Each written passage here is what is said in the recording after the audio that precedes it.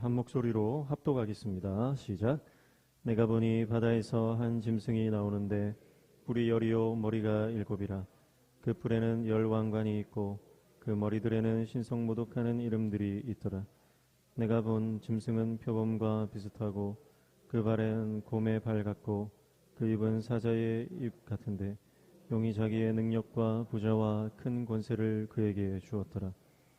그의 머리 하나가 상하여 죽게 된 것 같더니 그 죽게 되었던 상처가 나음에 온 땅이 놀랍게 여겨 짐승을 따르고 용이 짐승에게 권세를 주므로 용에게 경배하며 짐승에게 경배하여 이르되 누가 이 싸우리요 하더라. 또 짐승이 거장되고 신성모독을 말하는 입을 받고 또 42달 동안 일할 권세를 받으니라. 짐승이 입을 벌려 하나님을 향하여 비방하되 그의 이름과 그의 장막 곧 하늘에 사는 자들을 비방하더라.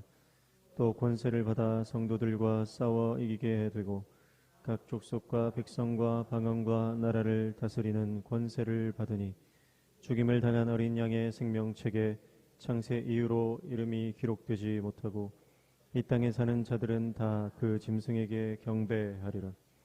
누구든지 귀가 있거든 들을지어다. 사로잡힐 자는 사로잡혀갈 것이요 칼에 죽을 자는 마땅히 칼에 죽을 것이니 성도들의 인내와 믿음이 여기 있느니라. 아멘. 요한계시록 13장 1절에서 10절 함께 읽었습니다. 1절 보시면 내가 보니 바다에서 한 짐승이 나오는데 뿔이 열이요 머리가 일곱이라. 그 뿔에는 열 왕관이 있고 그 머리들에는 신성모독하는 이름들이 있더라. 이렇게 말하죠.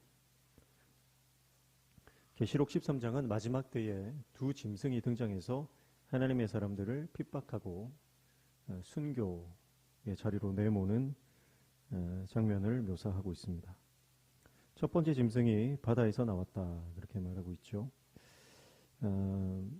뿔이 있다. 뿔이 10개고 머리가 7개입니다.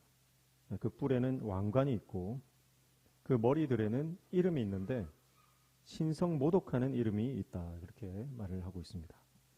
자, 그러니까 이 짐승이 권위가 있고 권세가 있다는 거예요. 그런데 그 권세는 하나님을 대적하고 하나님을 비방하는 데 사용된다는 것입니다. 오늘날 이제 마지막 때가 가까워 가기 때문에 이 땅의 모든 권력들이 반그리스도, 적그리스도의 모습을 띠게 됩니다. 이것은 성경이 예언하고 있는 것이기 때문에 이게 이상한 일로 여겨서는 안 됩니다. 점점 정치, 또 경제, 사회 모든 영역에서 기독교를 핍박하고 또 교회를 또 압제하며 또 하나님의 이름을 굉장히 업신여기는 그런 일들이 일어납니다.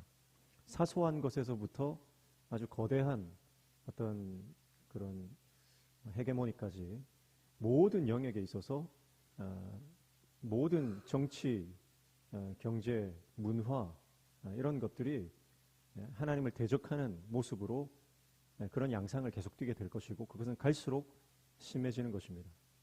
자, 우리나라만 봐도 지금 이제 갈수록 어떤 정치라고 하는 것은 기독교를 호의적이지 않게 생각합니다. 그래서 교회 또 하나님을 믿는 사람들을 적대시하고 교회를 핍박하게 될 것입니다. 갈수록 심해질 것이고 성경이 말하는 진리를 고리타분하고 굉장히 고지식한 그런 것으로 치부하게 될 것입니다. 그런가 하면은 우리의 일상의 언어 가운데서도 하나님을 모욕하고 하나님의 이름을 모독하는 그런 일들이 많아요. 예를 들면 미국 같은 데는 뭐 우리가 말하는 뭐 제기랄 뭐 이런 욕들 있지 않습니까? 그런 거를 하나님의 이름을 넣어서 한다고요. 그러니까 우리는 예수님 이러면 예수님은 예수님이잖아요. 예수님 하면 우리는 성경에 나오는 예수님, 우리가 믿는 구주를 생각하는데 미국인들은 그렇지 않습니다. 그래서 그 사람들은 기분이 나쁘거나 욕을 할 때 Jesus, 예수 이러거든요. 그게 욕이에요. 그러니까 예수님의 이름이 지금 땅에 떨어져 있는 거죠. 예. 그래서 경건한 하나님의 사람들은 그런 말들을 입에 담지 않습니다. 예. 그래서 지옥이나 천국이나 이런 것들을 잘 입에 담지 않아요. 그러나 그런 서양 사람들은 그런 것들을, 영적인 것들을 굉장히 세속적인 것으로 만들고 또 그것을 저주의 대명사처럼 만들어 버리죠. 그게 헷갈리게 만드는 겁니다. 그래서 오 마이 갓 이렇게 하면 그것도 별로 좋은 의미가 아니에요. 그래서 하나님의 이름을 함부로 사용하는 그런 것들을 보게 되죠.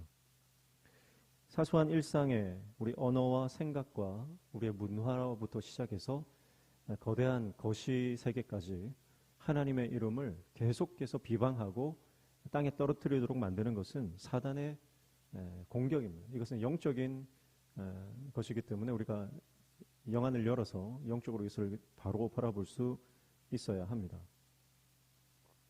2절에 보면 내가 본 짐승은 표범과 비슷하고 그 발은 곰의 발 같고 그 입은 사자의 입 같은데 용이 자기의 능력과 보좌와 큰 권세를 그에게 주었더라, 그렇게 말하고 있어요.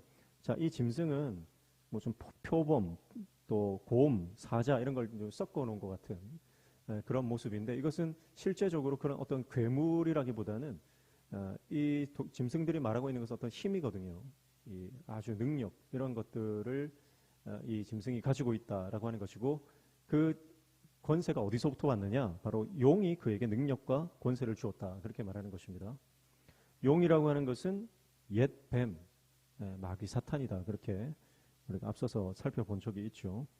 그래서 사탄은 이제 자기가 전면에 나서지 않고 이제 세상에서 어떤 유력한 지도자들을 세워서 그들에게 교회를 핍박하고 그리스도를 대적하게 만드는 것입니다. 자, 그러니까 용은 마치 자기가 하나님이 된 것처럼 자기의 수하에게 권세를 주고 자기가 그들을 부리고 있는 것을 보게 됩니다. 하나님이 예수님께 통치권을 주시잖아요. 하나님께서 그 아들 예수 그리스도에게 모든 주권을 주시잖아요. 심판주로서 권세를 위임하시는데, 큰 용이 바다에서 올라온 짐승에게 세상을 다스릴 능력과 보좌와 권세를 주고 있는 것입니다. 이것은 하나님을 모방하는 겁니다. 하나님을 따라하는 겁니다. 그래서 마치 자기가 하나님 된 것처럼 그렇게 하는 것이죠. 그러나 그들의 어떤 권세, 위용, 위세, 이것은 다 허상입니다. 하나님께서 잠깐 그냥 허락해 주신 것, 하나님께서 잠깐 그렇게 하도록 내버려 두신 것이지, 그들이 가지고 있는 권세가 절대 진짜 영원한 권세가 아니라고 하는 것을 우리가 기억해야 합니다.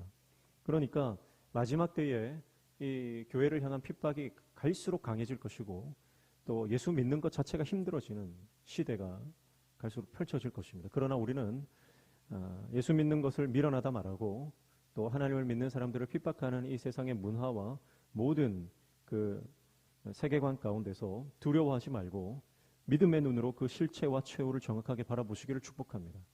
지금 권세가 있지만 그 권세가 영원한 것이 아니고, 지금 힘이 있지만 그 힘이 우리의 모든 것을 앗아갈 수 있는 힘이 아니라 우리의 영혼은 파괴할 수 없는, 우리의 영생은 빼앗아갈 수 없는 이 땅에 국한된 잠깐 순간적인 능력이라는 것을 인식하고 우리는 하나님을 바라보며 나아가야 할 줄로 믿습니다.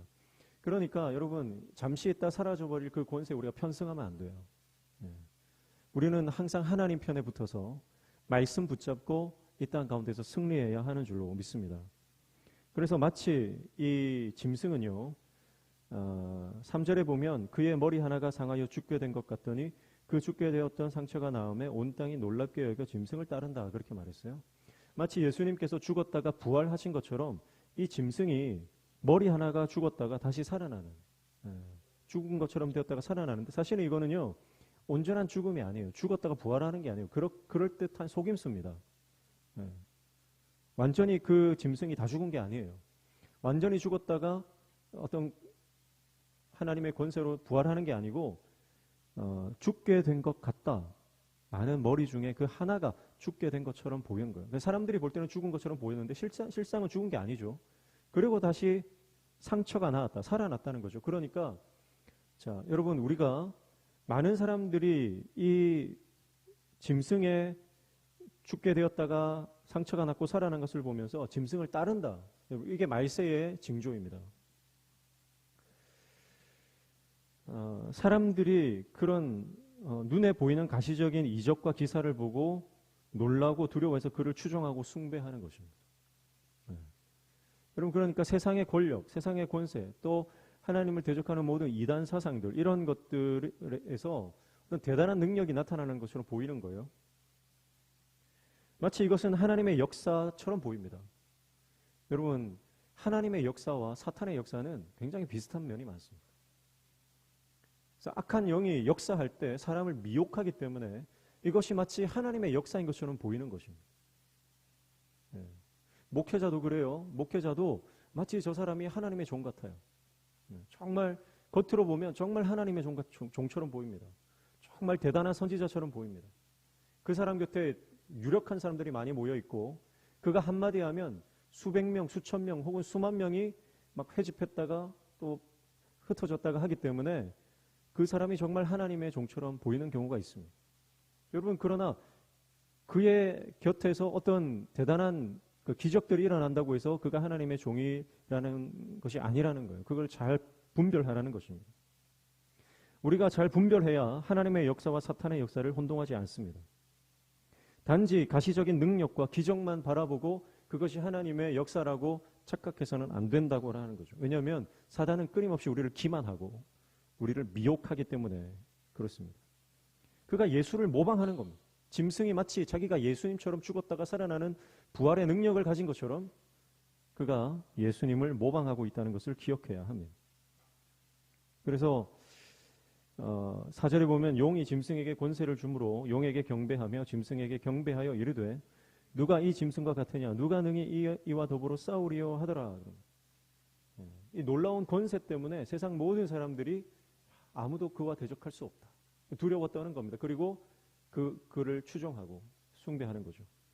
그런데 5절에 보십시오. 또 짐승이 과장되고 신성모독을 말하는 입을 받고 또 42달 동안 일할 권세를 받으니라 그랬습니다. 여기서 과장된 말이라고 하는 것은 교만입니다. 교만한 말을 말하는 거예요. 그러니까 여러분, 우리가 하나님의 종인지 아닌지를 구분할 수 있는 가장 큰 척도 중에 하나는 뭐냐면 그가 정말 교만한가 겸손한가를 보는 거죠. 하나님의 종도 능력이 있잖아요. 진짜 하나님의 선지자도 권세가 있거든요. 하늘 권세, 영권이 있습니다. 그런데 그 권세를 가지고 자기가 절대 높아지지 않아요. 절대 자기가 높아지지 않습니다. 오직 하나님만 높입니다. 교만하지 않습니다. 그런데요, 세상의 영을 받은 사람은요, 이 마귀의 권세를 가지고 있는 사람도 능력이 나타나고 그 병도 고칩니다. 실제로 병도 고쳐요. 그런데 그는 교만으로 꽉 들어차 있어요. 그러니까 내 안에 지금 세상의 영이 있는지 아니면 하나님의 영이 있는지 어떻게 알 수 있냐면 능력도 나타내고 봉사도 잘하고 방언도 하고 막 기도할 때마다 어떤 이적이 나타나고 막 그럴 수 있습니다. 그런데 교만한 거예요. 그러면 그것은 하나님의 영이 아닙니다. 세상의 영입니다. 악한 영이 내 안에서 역사하는 겁니다. 기적은 일어날 수 있어요. 그러나 그것은 하나님의 기적이 아니라는 것이죠. 그래서 여러분, 저와 여러분이 하나님 앞에서 겸손한 주의 종 되시기를 축복합니다. 겸손해야 됩니다. 그것이 우리가 하나님의 사람임을 드러내는 증거가 됩니다. 교회 안에 하나님의 영으로 충만하지 못하고 이 세속의 영이 들어와서 침식해서 장악하고 있으면 사람들이 다 이 교만에 빠지게 됩니다. 교만에 빠지게 돼요. 자기 말이 다 맞다는 거예요. 내 생각이 무조건 옳다는 겁니다. 그래서 우리 권사님 기도하셨지만 우리 신명기 말씀에 보면 하나님께서 깨닫는 마음, 보는 눈과 듣는 귀와 깨닫는 마음을 주시는 거예요. 하나님을 사랑하는 자에게는 하나님이 깨닫는 마음과 보는 눈과 듣는 귀를 주시는데 교만한 자는 절대 깨닫는 마음이 없습니다. 보는 눈이 없습니다. 듣는 귀가 없습니다. 그러면 절대 다른 사람의 말을 듣지 않아요. 그래서 가장 어리석은 게 뭐냐면 대화가 통하지 않는 사람을 설득하려고 하는 것이 가장 어리석은 것이다. 그런 말이 있거든요. 그래서 어떤 사람이 어떤 일을 하면서 상대편에게 뭐 이거는 이렇고 이거는 이렇다. 이렇게 하면 어떻겠느냐? 아주 합리적이고 이성적인 제안을 했는데 그 사람이 그 얘기를 듣고 당신은 틀렸다. 그러니까 그 사람이 뭐라고 말하냐면 그 당신 뜻대로 하겠다. 그렇게 했다는 거죠. 그게 무슨 말이에요? 지혜롭다는 거예요. 그게. 말이 통하지 않는 사람은 설득하지 않고 그냥 포기하는 게 오히려 현명하다. 그런 의미로 그렇게 비꼬는 거죠. 여러분, 교만한 사람은 절대 다른 사람의 말을 듣지 않고 심지어는 하나님의 말씀도 듣지 않습니다. 하나님의 음성도 듣지 않아요. 교만한 사람들은.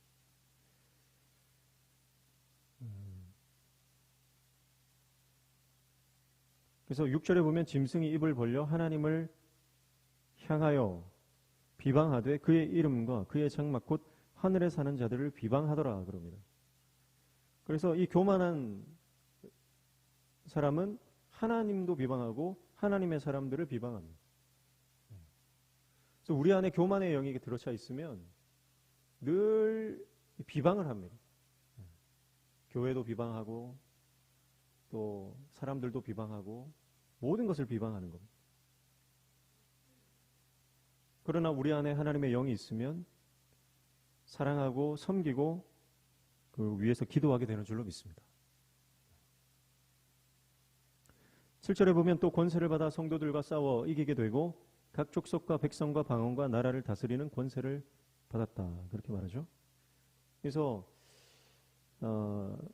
이 짐승이 큰 권세를 받아서 성도들과 싸운다는 거죠. 근데 여러분 보십시오. 모든 사람들이 두려워 떨고 그리고 이 짐승에 굴복하여 그를 추종하고 그를 숭배하고 있는데 성도들은 어떻게 한다고요? 성도들은 이 짐승과 싸운다는 겁니다. 여러분, 저와 여러분이 악한 영들과 싸우는 하나님의 종 되시기를 축복합니다.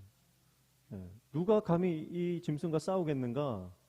그렇게 4절에 말했잖아요. 그런데 그들과 이 짐승과 싸우는 존재가 있다. 그들이 바로 성도이다. 거룩한 무리들이다. 여러분, 우리가 아무리 두려운 일을 닥쳐도 그 두려운 문제 앞에서 타협하거나 아니면 항복하는 것이 아니라 하나님 말씀 붙들고 끝까지 믿음으로 그 모든 상황들을 돌파해 나아가게 되는 줄로 믿습니다. 두려운 마음이 들 수는 있지만 포기하지 말고 끝까지 주님이 우리와 함께 하신다는 것을 믿음으로 모든 상황과 환경 가운데서 주님 말씀 따라가는 저와 여러분 되시기를 축복합니다. 8절에 보면 죽임을 당한 어린 양의 생명책에 창세의 이후로 이름이 기록되지 못하고 그 이 땅에 사는 자들은 다 그 짐승에게 경배하리라 그랬습니다. 그래서 생명책에 이름이 적히지 않은 사람, 구원받지 못한 백성이죠. 구원받지 못한 백성들, 하나님을 신뢰하지 않고 예수 그리스도를 구주로 믿지 않는 사람들은 그 짐승에게 다 경배한다는 거예요. 오늘날 다 그렇죠. 권력 앞에 비굴하게 살아요.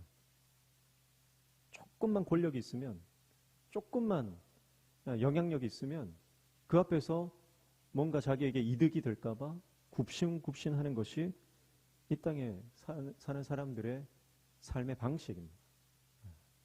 그러나 하나님의 사람들은 아무리 크고 놀라운 권세를 가졌다 해도 오직 하나님만 예배합니다. 오직 하나님 앞에만 무릎 꿇고 하나님께만 항복하게 되는 줄로 믿습니다.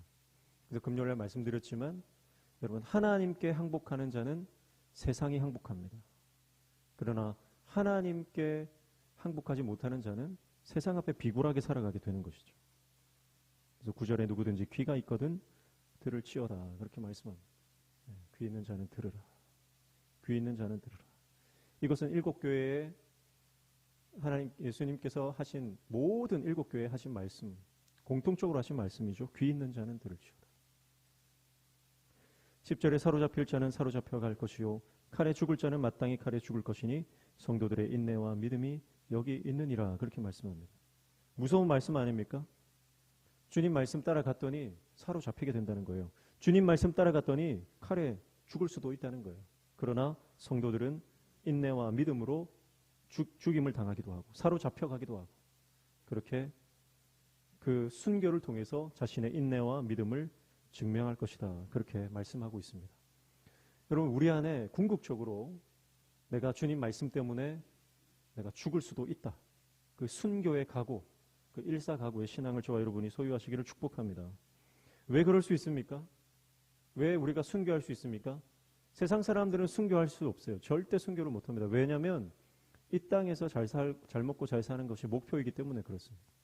그리고 이 땅에서 죽으면 끝이라고 생각하기 때문에 그들은 절대 순교할 수 없습니다. 그러나 우리는 순교할 수 있어요. 왜냐하면 이 땅이 끝이 아닌 것을 알기 때문입니다. 우리가 이 땅에서 목숨을 빼앗긴다 하더라도 목숨을 빼앗기는 그 순간 우리는 하나님의 영원한 세계, 영생을 얻게 되는 새로운 삶이 출발되는 것을 알기 때문입니다.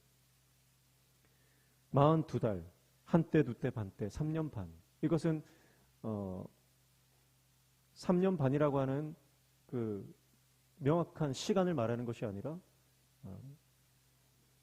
짧지 않은 그 시간 동안 큰 환난을 당한다는 상징적인 숫자입니다. 짐승은 이 42달 동안 교회와 성도를 향한 핍박을 멈추지 않을 것입니다. 그들이 가진 권세와 능력으로 교만하여 신성모독, 참남한 말들로 하나님과 성도들을 비방하고 회방하면서 천하를 다스릴 것입니다.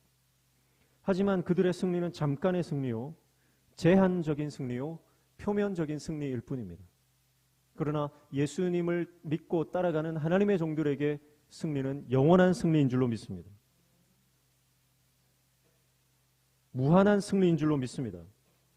그래서 그리스도를 모방하고 따라하는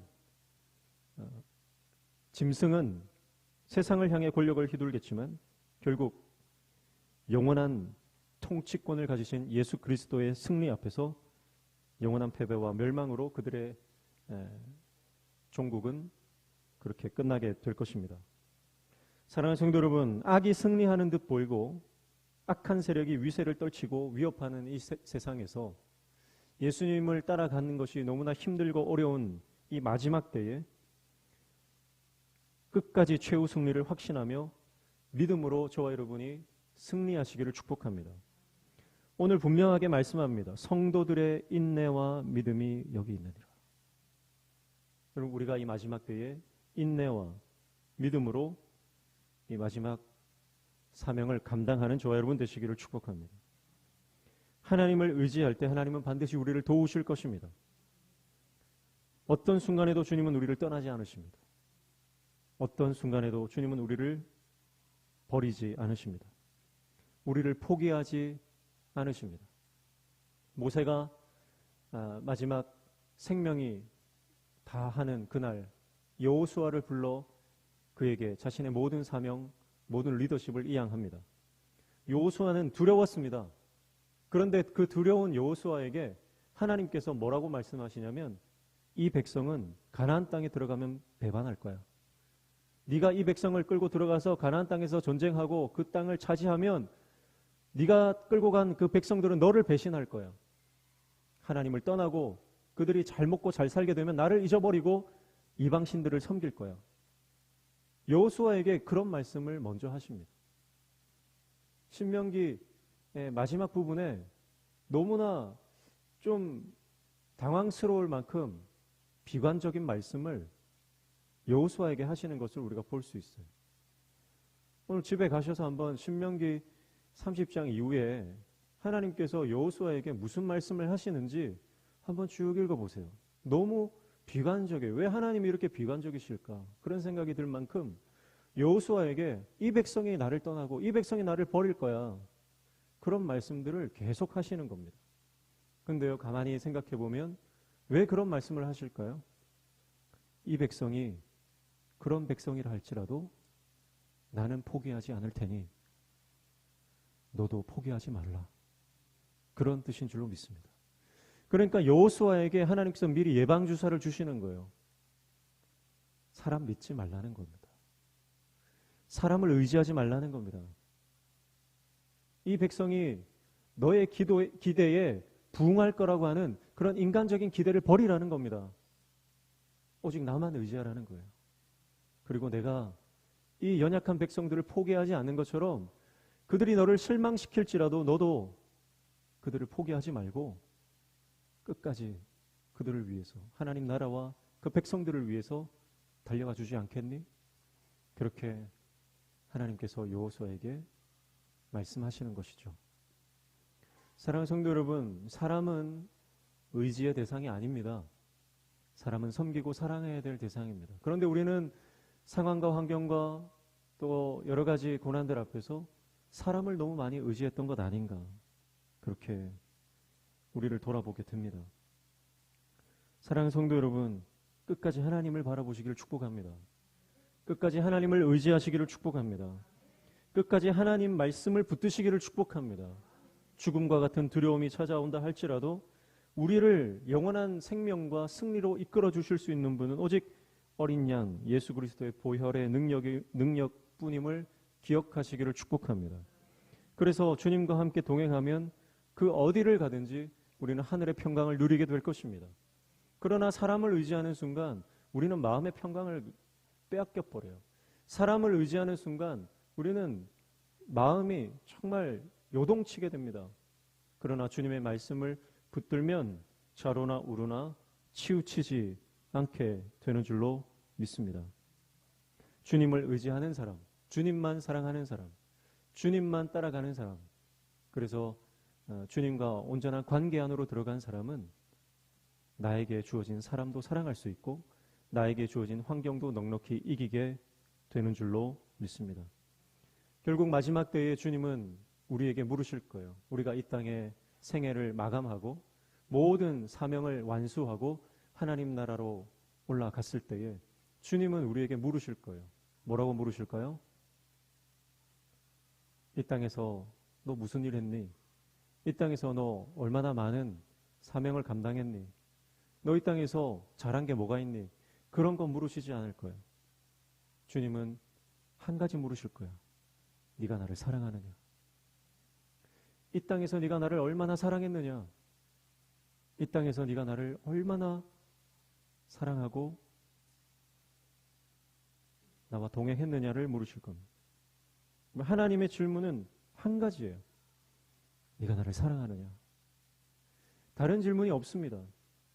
그래서 여러분, 오늘 우리가 주님을 사랑하기 때문에 세상의 모든 속한 것들을 다 배설물처럼 여길 수 있는 것이죠. 우리가 하나님을 사랑하지 않기 때문에 여전히 사도 바울이 배설물처럼 여겼던 그 세상의 것들, 그 더러운 것들을 돼지가 그 오물 속에서 뒹굴면서도 더러운 줄 모르는 것처럼, 개가 토한 것을 도로 먹는 것처럼 우리는 여전히 세상의 낙에 취해서 거기서 뒹굴고 있는 것입니다. 왜냐하면 하나님보다 그게 더 좋으니까요. 하나님보다 그게 더 사랑하니까요. 그러나 정말 하나님을 사랑하는 사람, 그 사람은 하나님과 동행하는 것이 세상의 그 어떤 기쁨과도 바꿀 수 없는 것이기 때문에 주님의 말씀 붙잡고 묵묵히 십자가의 길을 걸어가게 되는 줄로 믿습니다. 주님이 마지막 때 우리에게 물으실 거예요. 너가 정말 나를 사랑했니? 네가 정말 나를 사랑하느냐? 물으실 것입니다. 사랑하는 성도 여러분, 마지막 때입니다. 마지막 때에 자기를 사랑하고 세상을 사랑하는 것이 판을 치는 세상입니다. 그러나 정말 하나님을 사랑하는 성도는 믿음과 인내로 세상과 싸우는 것입니다. 오늘 누구와 싸우고 있습니까? 저와 여러분이 누구와 싸우고 있습니까? 나는 누구와 싸우고 있습니까? 여러분, 악한 영들과 싸우고 하나님 나라를 위해서 이 세상과 맞서 싸우는 저와 여러분 되시기를 축복합니다. 여전히 성도들끼리 싸우고 가족 안에 싸우고 친구들끼리 싸우고 사랑해야 될 사람들을 사랑하지 못하고 그들과 감정 싸움하면서 여러분 우리의 시간들을 허비하지 않기를 축복합니다. 나에게 주어진 모든 사람들을 하나님의 사랑으로 섬기고 사랑하며 그리고 하나님의 나라를 무너뜨리는 이 악한 영의 세력들과 믿음으로 싸워나가는 하나님의 종들 다 되시기를 축복합니다. 미혹의 세대, 스스로 높아져 하나님처럼 되려고 하는, 그리고 하나님처럼 보여지는 수많은 짐승들이 존재하는 마지막 이때에 오늘 저와 여러분이 깨어 실체를 알고 무엇이 진리인지 깨달아 하나님의 진리를 쫓아가는 하나님의 사람 되시기를 축복합니다. 우리가 이 사명을 감당할 때 주님이 우리를 사랑하시고 우리를 붙들어 주셔서 세상이 빼앗을 수 없는 빼앗기지 않는 놀라운 평강과 기쁨과 소망으로 우리를 붙들어 주실 줄로 믿습니다. 우리 함께 찬양하며 나아가겠습니다. 438장입니다.